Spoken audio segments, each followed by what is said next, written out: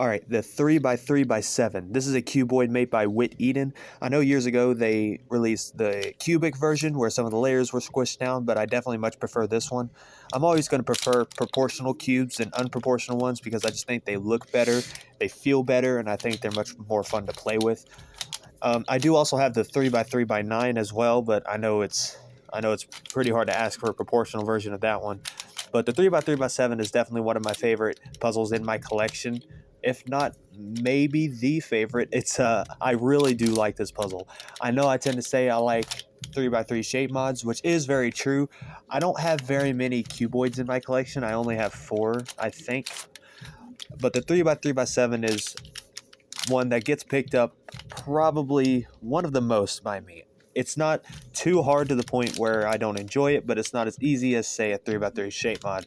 It's just a lot of fun, in my opinion. So whenever you solve a cuboid, or whenever you mix up a cuboid, that is, you got to mix it up in its original shape first to make sure you get all the colors separated.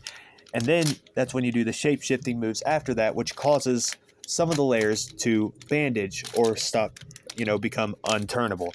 So whenever you mix up a cuboid, it then becomes the smallest layer it contains. So in this case, this is a 3x3x7. When it is mixed up, it now becomes a 3x3, if that makes any sense.